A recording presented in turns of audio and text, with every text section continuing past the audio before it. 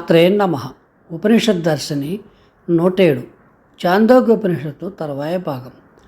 Survey స్వర ఘోషవంతో బలవంతో వ్యక్తవ్యా ఇంద్రే బలం దదానీతి. అన్ని స్వరాలు దేవేంద్ర రూపాలు, అన్ని ఊష్మాణాలు ప్రజాపతి రూపాలు, అన్ని స్పర్శలు మృత్యుదేవత యొక్క రూపాలు.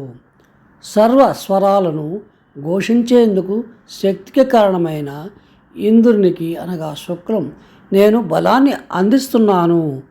అన్ని ఊష్మాణములు అగ్రస్తములుగా అనిరస్తములుగా వివృతములుగా భావన చేసి పలకాలి. అంటే అన్ని అచ్చులు ఘోషయుక్తంగా ప్రతిధ్వనించేటట్లుగా బలముగా ఉచ్చరించాలి. ప్రజాపతికి అనగా ప్రాణశక్తి నేను నన్ను అనగా ఇచ్ఛ మనస్సు సమర్పిస్తున్నానని చెప్తున్నారు మహర్షులు. వీటిలో సమగానాన్ని చేసే వివిధ రీతులు కావలసిన కామ్య సాధన విధానాలు మంత్ర ఉచ్చారణలు వివరింపబడ్డాయి. 2వ పాఠకంలో 23వ ఖండంలో ధర్మం గురించి వివరణ ఎలా ఉంది? త్రయో ధర్మస్కంధ యజ్ఞోధ్యయనం దానమిత ప్రథమస్తప ఏవ ద్వితీయో బ్రహ్మచార్య చారకులవాసి తృతీయో పంచమాత్మన ఆచార్యకులే వాస దయే సర్వ ఏతా పుణ్యలోకా భవంతి బ్రహ్మసంస్థు మృతత్వమేతి.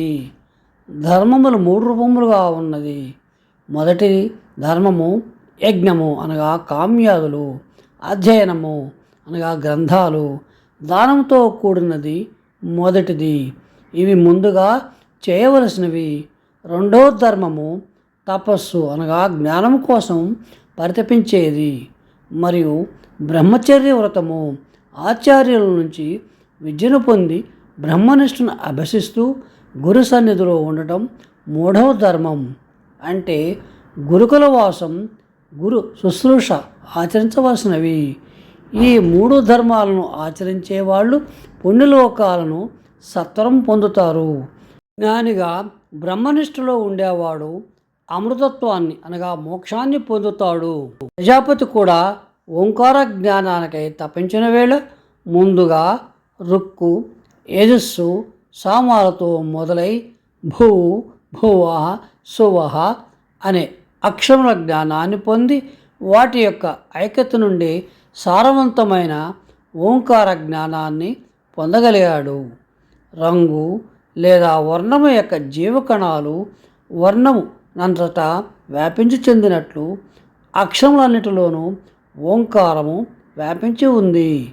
అందుకే ఓంకారమే అనగా ప్రణవమే అన్నిటికీ ఆధారము తారకము అయి ఉంది అని మహర్షులు అంటారు. 2వ ప్రపాఠకం 24వ ఖండంలో మొదలైన సవన విధులు త్రేతాగ్నులు ఉపాసనా విధానాల ద్వారా యజ్ఞకర్త పొందగలిగే లాభాలు 3వ ప్రపాఠకంలో వివరించబడ్డాయి. త్రివేణి సంగమం స్నానం ముగించుకొని కాశీ విశ్వేశ్వరుని సన్నిధి నుంచి వెలువడుతోంది ఉపనిషత్తు భాగం. సశేషం శుభం భూయాత్.